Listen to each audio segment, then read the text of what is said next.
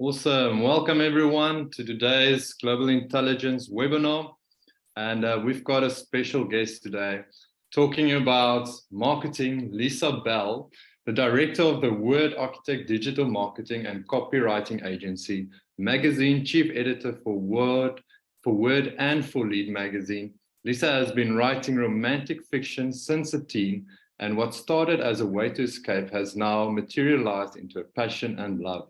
During the day and most nights, she runs a digital marketing and copywriting agency, The Word Architect. However, she still manages to escape into her fantasy world of imagination and words whenever she has a gap. She describes her lifestyle as writing as easy and conversational, no matter whether you're reading her urban fantasy genre novels or a PR piece about business. Lisa knows that the digital world is noisy, and in order to capture someone's attention, she follows the 3 C's: be concise, be creative, and be constant. Welcome, Lisa, and I think we are very excited to see what you've got to share with us today. Awesome. Thank you so much, Chris, and thank you everybody for being here, especially those on a public holiday like myself. But this is a global world, so here we are, and today I'm going to chat to you about love and business. I'm going to get straight into it, and then somewhere in between I'll tell you a little bit about myself as well.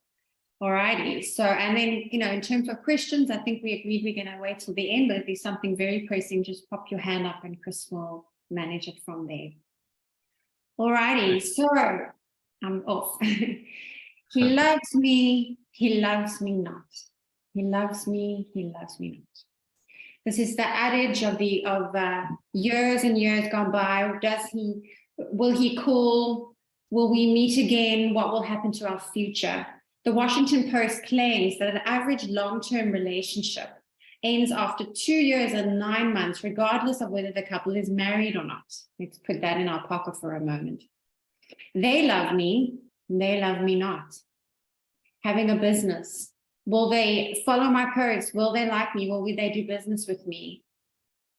A stat there that might be interesting to you is that Fortunely tells us that when it comes to customer loyalty, as much as 97% of customers stay loyal to at least one brand in their lifetime. Well, I don't know about you, but I'm liking those stats better than the romantic stats for sure. So a couple of other stats that will interest you before we dive into the meat of this is that in South Africa, 70% of all the population are internet users, right? 49% of that are online, shopping online in some manner. And then 46% of social media users are social media users. So you can see that in terms of what's happening in South Africa, you should be online, you should be having a digital footprint. Let's look at the world's stats. In correlation, 57% of the world's population are internet users. And of that, 28% are shopping online. So you can see slightly lower than South Africa. They call us a third world country. Well, look at those stats. And then 58% have a social media presence. So in all, what this tells us is that as a business, you should be online. You should have some form of digital footprint. So how do you ensure longevity of your brand and your customers' loyalty in this very busy digital world? You learn to mix love and business. That might sound like an oxymoron to you. How the hell do you mix love and business in the same universe? And certainly, what does love and business have to do with being online? Before we jump into that, I'm going to tell you a little bit about myself and why I think you should continue to listen. So my business is The Word Architect. We've been around for 8 years. I myself have been an entrepreneur for over 25 years in various industries. And for the last 8 years, I have been running The Word Architect. And as Chris said, we're a digital marketing and copywriting agency, as well as a media publication business. The team, I actually want to go back, sorry. The team itself consists of these wonderful ladies right here. We have our Bree on the left, who's our digital guru of all things social. Then in the middle, we have Kristen, our amazing chief designer. And then we have Angie, who's our copywriter and content creator, and myself, and I oversee We look after digital marketing services. We look after websites. We look after 2 wonderful media publications. You'll see them behind me if you can have a look. We have Lead, which is owned by Lundy and Mike, and Word, which is our own magazine and is purely digital. Alrighty, so again, back to that question. How do you ensure longevity of your brand and your customers' loyalty? Well, I like to think that it's easier to split things up in 3s. And so we always focus on the brand story. We look at the digital footprint. And of course, we look at staying relevant in this extremely noisy world. So I'm going to break that down even further for you. What does a brand story actually mean? You've probably heard a lot of this before, but let's see if we can make it a bit more simpler and something tangible that you can use. Your brand objective. This is your typical why. What is the purpose of your brand and your offering? The old school would be your vision and your mission.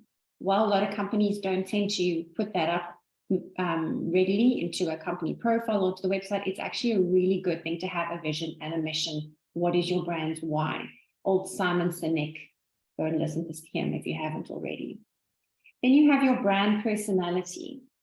This defines your brand. You need to clearly define your business's mission to ensure interesting and effective storytelling.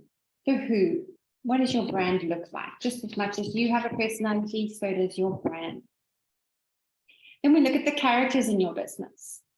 This would be yourself, understanding yourself and your culture, understanding your staff, your suppliers, your target market. If you're not sure of what all of these are and how to speak to them, then you should be going back to step 1 again. Then we look at the visuals of your business. Every business has a brand, a logo, a visual appeal. You need to analyze that. And so not just what you like, but what you know that your audience will like. And then lastly, we look at your USP, which is your unique selling point. And it's not about what you like, but what do people want? Can you provide them something different? And how do you do that to stand out from the rest? We move on to our digital footprint, and I like to call it the 5 Ps. You've got your product. That's an obvious one, and we'll be surprised you how many business owners cannot define their actual product or offering. If you cannot define it, if you're not sure what it is, you need to sit down and think about that super carefully, because if you can't describe it, how can anybody else understand what it is you're selling? Then we look at your place. And this is not where you live. This is where your product lives. Is it online? Is it in a store? Is it on the street? Is it maybe all of them? You need to know where your product is so that you can present it to your audience and they know where to find it. Presence. Are you visible? Are people taking notice? It's super difficult. That's why marketing gurus exist. But you need to think about how visible you are to the public. People. We've mentioned it before. You need to know your customers inside out. If your customer is not the type that's going to go online, then you shouldn't be online. If they're the type that wants to walk into a store, try on a garment, try that perfume, whatever it is, then you need to be physical in a store. And then proactivity, which is where everyone generally falls down a little bit. You can't rest on your laurels. You need to be looking at ways to always be noticed. So that's your digital footprint in a nutshell. Obviously, they can be fleshed out quite nicely, but those are the 5 Ps that I always help clients with.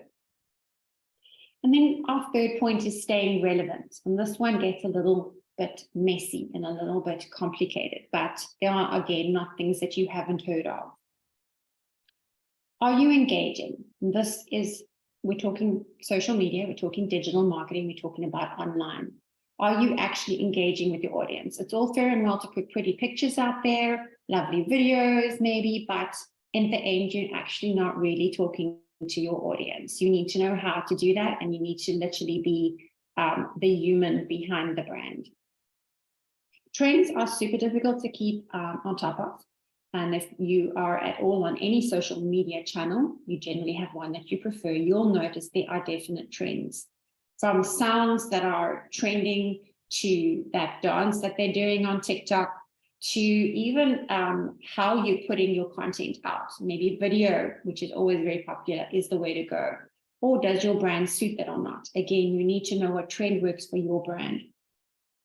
Consistency is a huge one. And what happens a lot of the time is people will start up a wonderful social media strategy and they'll put out some content and it will be amazing for a month and then they go quiet and there's nothing.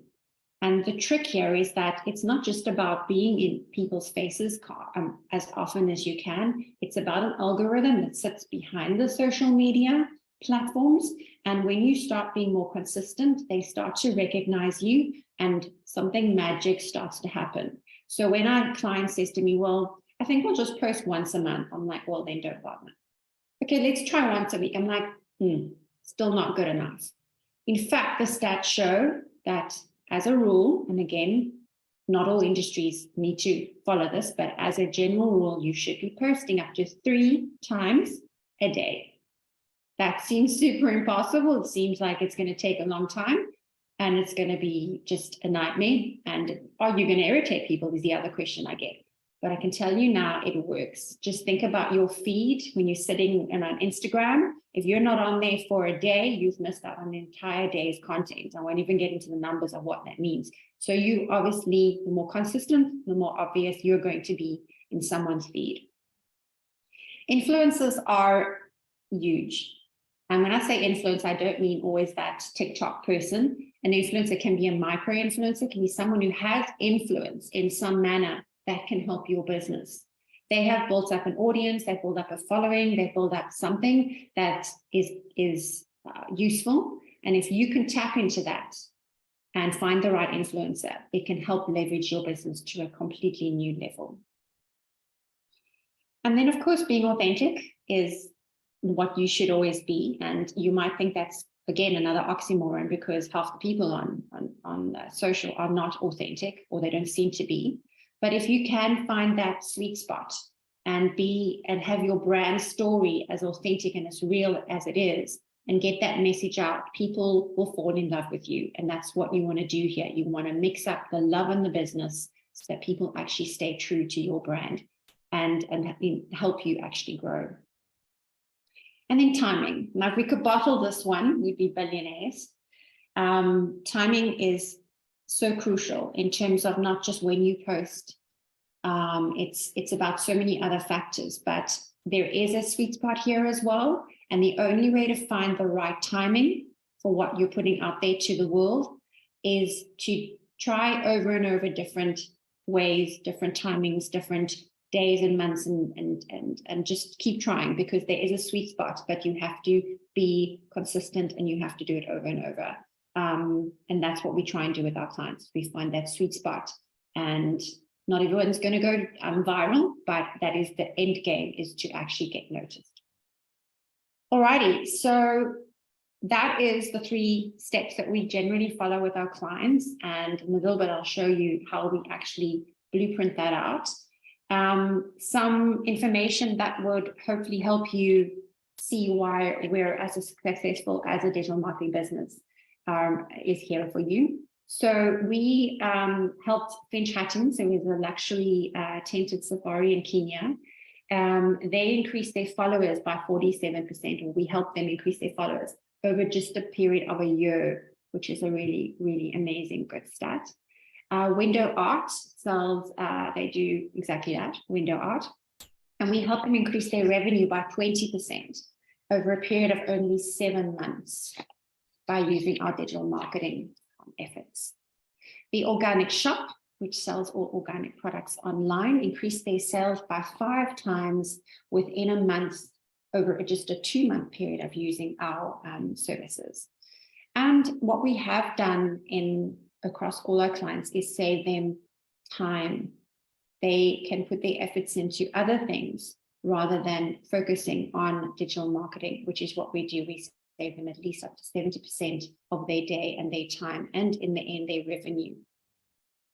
Alrighty, and the way that we do that is that we focus on what we call the omni-marketing strategy plan. We use those 3 elements that we just spoke of, and we plug them into each of these phases. Now, these phases don't necessarily run in an order, but it depends on the brand and it depends on the actual offering. So we look at their own media, we focus there, we try to see what we can pull out of what they currently have. We look at shared media, and then we're looking at magazines, traditional marketing, social platforms, influencers, things that can actually help them share their media better. We obviously do look at paid media, from Google ads to social media to, again, traditional, which could be billboards, etc. And then earned media. Now, this is where you've actually started to make a dent into the digital world, and you can start calling on others to share and earn from. And that's, again, an amazing, amazing way to start to get your brand even more noticed. Alrighty, and because we believe so strongly in our own process, we have created our own blueprint of what we're about. And that all starts with the why. We believe in excellence. We believe in being passionate about ourselves and our clients. We love the artistic side of digital marketing, and we're always looking for innovative ways to promote ourselves and our clients. And the way that we do that is obviously through digital marketing, through media, through branding and copywriting. And who are we looking to connect with? We want to look at those executives of companies that realize they need to have a proper digital footprint. We're looking at those thought leaders in their industries that want to speak out, and we can help them do that. And those innovators, those people that have ideas but not quite sure how to implement them, we want to speak to you as well. All right, so at the end, there's something that you can do. You can obviously carry on the way you have, perhaps do nothing. And the stat shows there that up to 70% of people are on, as we said, on digital marketing. If you're not there, you're in the minority. You can try it yourself, and absolutely. However, you're going to spend at least 70% of your time doing that. And the stats show that most people start and then stop and just goes nowhere. And of course, the one that I love the most is that you can use and invest in a digital marketing agency. And that has proved extremely popular, especially over COVID period. This is one industry that actually boomed for obvious reasons. People needed to be online, and so they sought out how do they do that. And instead of doing nothing, trying it themselves, they went the digital marketing route with an agency. In summary, that is me, that is my team. What I do want to offer you, just for being on the call today and taking this time out, is a completely free 30-minute discovery session. And what we'll do for you is to work out what is your social love score. And what that means is that we ask you a couple of questions. We go have a little bit of a scout around what's happening on your online world, and we come back with a score that will tell us how good or how bad you are in terms of your digital footprint, and of course, how you can do better. So I'm open to that. If anyone wants to reach out, there's all the contact points. And if you're not sure afterwards, I'm sure Chris will help us out with that. So if anyone has any questions, I'm really happy to answer. That is my little presentation in a nutshell. Awesome. Thank you, Lisa. Quite compact and powerful. Yes, I think I went too quickly. No, it's okay. We've got a question here from Alani, and it's quite a relevant one. I think everyone would like to know this one. Is you mentioned that there's 3 posts per day minimum to get some good results. Do that apply to Facebook, LinkedIn, Instagram, or is it a different type of field, different amounts of posting? No, so if I could take a step back before I answer that, one of the things we always do is we work out what platforms are best for what brand and offering, and not all of them. Please do not be on every single platform. There's definitely a platform for you, and generally I say start out with 2 and possibly include a 3rd. But again, it needs to be relevant to your audience. The stats, and I don't have that particular one up here, is that there are a certain type of audience that is on a certain type of platform. So that's number 1, know your platform. Once you know which platform to be on, besides working out which time and day to post on, the 3 a day and up is, if you can do it, is paramount. And again, it's not to irritate people, because you won't be. They might be seeing your brand a lot more, but isn't that the point? You want them to say, well, I keep on seeing this brand. Like, you know, an example I give in the traditional marketing world is, think about Outsurance when they first came out. Where did you see Outsurance? Everywhere. like everywhere. You saw them on billboards. That's what they did. They decided billboards was their thing. They were everywhere. Now you've got that new one called Naked. They're also all over the radio and all over billboards. They chose a platform and they went crazy on it. Another one that comes to mind is Rain, which is the little Wi-Fi, company. They've chosen buses. Their target market clearly is on the road and in buses. So they chose buses, the back of buses, and they've done really well that way. So choose your platform, in this case, in a digital marketing format, and go crazy on it. Like literally, but polished and professional and to point to your brand. But the more, the better. It really does work. And again, it's about an algorithm. It's about that brand in your face constantly. Awesome. Thanks for that, Lisa. I've got another question here from Philippe. He says, or he asked, is there any recommendations for LinkedIn that you could give? Yeah, so LinkedIn is one of those platforms that a lot of people are super scared of because they feel a little intimidated by it and by the people that generally are on LinkedIn. It is, just so that you know, LinkedIn, if you didn't know, started out as a job portal. And it was where people would almost load their digital CVs and they'd be looking for work and people would be looking for people, candidates. It's become so much more. It is now a professional business platform. It's where all businesses should be. I say all, but I actually want to cut that a little bit away because there are certain businesses that, yes, can have a presence, but they shouldn't be on there in terms of a selling point of view. So that's a very big point. Do not sell on LinkedIn. You can push product through Facebook and Instagram and to a degree TikTok, but that's a different conversation. LinkedIn is not there for you to sell your product. It's there for you to be a thought leader in your industry, which is a difficult one for some people because if they're selling pure product, like I'm selling this pen, like, wow, how am I an industry leader? There are ways to get that out of you. There are ways. So you're not selling product, you're selling your knowledge, you're adding value, you're educating. And because of that, people will look to you and go, well, I want to speak to Chris because he is a guru in terms of the presentations. Or Lisa, we want to speak to her because she seems to know everything about marketing. That's how you can win people over in LinkedIn. It's subtly, it's softly, and of course there's so many different tools now within LinkedIn you can use to do that. But by all means, do not sell, do not push product. You can softly do that, but in a very subtle way. So there's so many tips I could give you on LinkedIn, but if I could just say that one thing, then that is the one big thing I would definitely want to let people know about. Great. Thank you, Lisa. Is there any other questions from the attendees? I'd be interested if anyone's willing to tell me what platforms they use, social platforms, and what's worked and what hasn't worked for them, because that's always an interesting point. Anybody willing to let us know? So Lisa, Ian says he's going to reach out and request a discovery call. He's quite interested in that. Yeah. Yeah.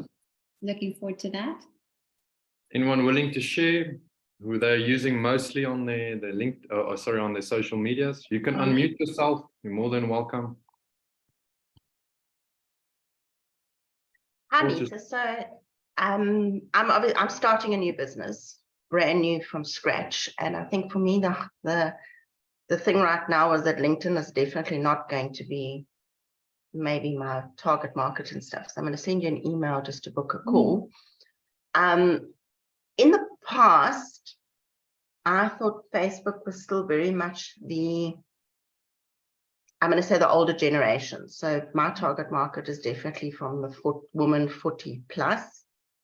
Is that still the case? And I always kind of imagined Facebook was the older generation and the youngsters are all sitting on Instagram. Obviously, I don't know about TikTok. Is there Yeah, it definitely still in that arena. Definitely, we hate to say older. We're not allowed to use that word. It's older, your mature audience. You'll find that so not millennials, the ones before now. Your teens and tweens that are going up. They're definitely on TikTok for sure.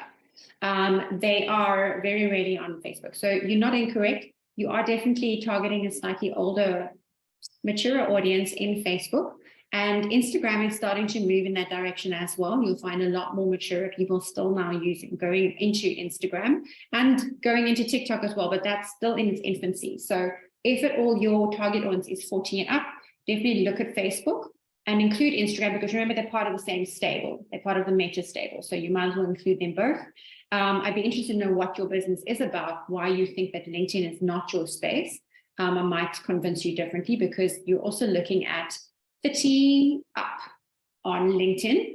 And again, it depends on how you're going to communicate what you're doing, but that could still also be an option for you. Okay, great. We'll do a call and we can explore it. Yeah, why not? Awesome. Thank you, everyone. Is there any other questions for Lisa? Looks like you did a great job, Lisa. No, I'm going to talk. When you have an expert on hand, you might as well make use of it. Hey? I think that's the whole purpose. So I know a lot of people, obviously in COE, have already got existing businesses. And like Lynette and I are starting a brand new business. So this whole, who's your brand? What do you do? Creating all of this is very, very overwhelming.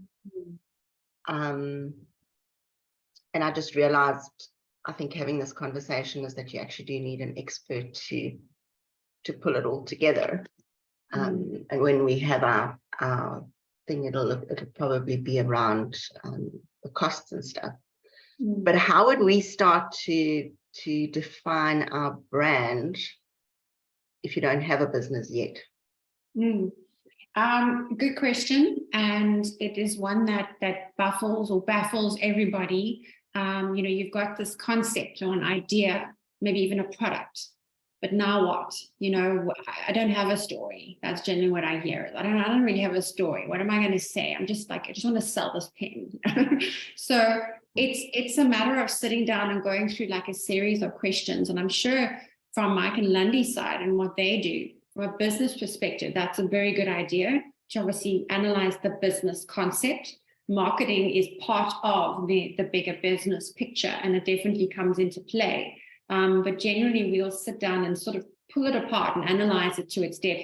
And, at the end of the day, sometimes, I'm not saying that's the case with your business, but sometimes you'll sit and go, well, the question is it a viable business? Is it something that people want?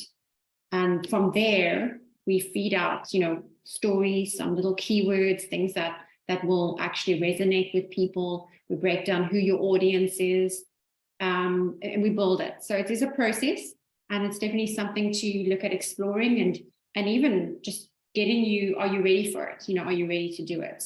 And that's what a lot of will come out of that discovery session for sure. Is it viable? Can I do this? Is it sometimes people come up with ideas that are so amazing that they don't need to flesh it out too much. It's actually just like once they've put it out there, it's going to happen. But that's not always generally the case. You've got to work a little bit at these things, and you've got to really analyze it down to, I would say, it's like 10 things you've got to think about. So yeah, not a full answer for you, but I think it's something that can definitely be fleshed out in a discovery chat for sure. Okay, awesome. Thank you. Appreciate that. And just on established businesses, there's never any harm in you wouldn't all be sitting here, or you wouldn't be involved with the Circle of Excellence if you weren't constantly thinking about how to retain your business, keep the business going, grow the business. It's a constant ebb and flow the whole time with business. And I'm not going to pretend to be an expert in that field, but having run businesses for the last 25 years, I can tell you now that if you don't keep your eye on certain things the entire time in your business, they will drop, they will ebb, and then you've got to bring them back up again. So the whole point of having these type of institutions that help you focus on your business and the elements that sit all in between is because it is a constant. It's just a constant. You can't ever just let it go. I don't know who's all on the call here that maybe even has tips on how to do that, because there's a reason why people write books, create podcasts and videos on these things, because it is an absolute minefield, and it's scary. I think one of the things is that being an entrepreneur, is that you wake up excited and terrified every morning. And that is the absolute truth. But there's people around you to help. I think that's really what all of this, the point of all of this really is that we're not alone. We're all in this together. Ian, I see you're not muted. You want to talk? Yes, thank you, Lisa. I just around a question around SEO and content creation around Chat GPT.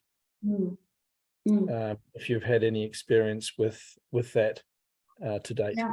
Yeah. So two different things there. So SEO is obviously your search engine optimization, and it is a super important element to a business. However, it doesn't necessarily relate to every business. So you have to ask yourself, very base question, is that if you are looking for a certain service or product and you go onto Google, which would be normally your primary search engine, what would you type in to find your business? Would people search for your business? Is it that obscure that they wouldn't?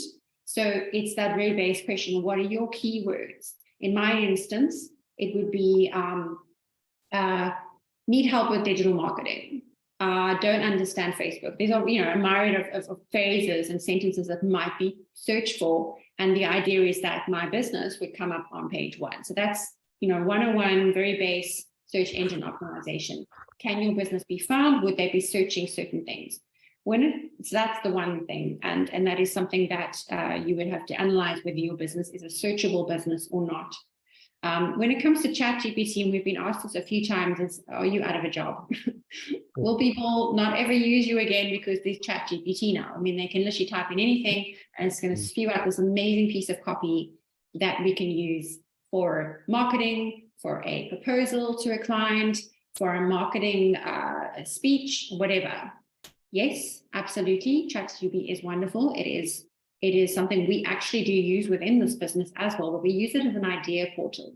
So it's almost like Google on steroids, as far as I'm concerned. Because remember, it's pulling from Google, it's pulling from all those search places. But it is a great tool. One warning that I would only give is do not use the copy verbatim. Remember, it's pulling from sources. It's not thinking about plagiarism. It's not thinking about copyright. It's purely pulling together sources and putting it into a word format that sounds original, but it's not necessarily original. So use it as an idea portal by all means. It can really help you write that email that you've been struggling to write. Some people have even used it for love letters. Whatever it is that you need it for, and if you don't have a copywriter or someone on hand, definitely use it as an ideas portal. It's brilliant. I'm writing a blog the other day for the safari camp, and we're thinking about 30 reasons to come to the camp. I pop it into ChatGPT, it spews up a whole bunch of stuff. I pick and choose what I think is going to work, and I work it into my own language and words. So yeah, use it, but just be, super cautious that it is not original work. It sounds like it is, but just be aware of where it's coming from, how it's pulling the information. Yeah, sure. And I probably, just to give you some context, I've used SEO probably for the last 5 years or so, given the nature of our product, which is a natural health product for men. We experienced probably a 20% drop in revenue after the latest algorithm changes of Google. And my current agency is having difficulty reclaiming what we lost. They changed the authority to more sort of government orientated sites. And one thing I need to do is really expand the platforms that we use in order for us to be able to capture more market, such as social. We've never used social. So that's the reason I'd like to do a discovery call anyway, just to elaborate on that. That sounds great. And that's that whole algorithm, the way Google changes things every now and then. Like it is a hair-pulling moment a few times that we've experienced. You can tell, can't you? I'd love to know what your product's about as well, because I have a secondary business that does organic products. and maybe there's some synergy there as well. Yeah, that'll be great. So I guess probably I won't sort of hog my time here, so and let other people speak. So I'll just contact you offline and we can have a discussion. Okay. Sounds good. Thanks, Jan. Thanks for the time. Cool. I see Milani's got a hand up. Go So for I it. think what's just landed for me as well is the reason to use experts is pretty much what Ian is saying, is that because the algorithms change and things change, and we as a business are not, our business is not social media or understanding how the algorithms are changing or when they're changing. I think it's important for us to understand what's dropped and be able to measure and go, this is dropping, this is whatever, how do I get help to pull the business up? So for me, it's just like really that landing that things change. Absolutely. I think that speaks true to any, professional service, from your attorney to your doctor to your marketing to even business related law or something like that. If you're not in the know and that's not your business is selling the pen, how are you going to ever keep up with that? So I think absolutely, I mean, that's a testament to why people use professionals. And while not everyone can afford it, I get that. It can also be a lifesaver at the end of the day when you don't understand, you can't keep up with things. So experts in their field is exactly what business is all about. And we do, as a team, we are constantly trying to keep on top of those changes. And yeah, it's important. One has to do that. You have to keep up to date. Okay, thank you. Is everyone sorted? Any other questions for Lisa? No, not from me. Okay, great stuff. Thank you for joining in today's session. If you guys would like to rewatch the video for the content in the beginning, just have a look at the Facebook groups. We'll be reposting the videos and podcasts there. And I hope you guys have a great day further or evening further, wherever you are around the world. Thank you for tuning in. And thank you, Lisa, for being a guest on today's webinar. It's a pleasure. Thank you for everyone for tapping in. And yeah, I look forward to those that want to do a discovery chat. I think it's going to be super interesting. Yeah. Cheers, everyone. We'll see you next week. Bye.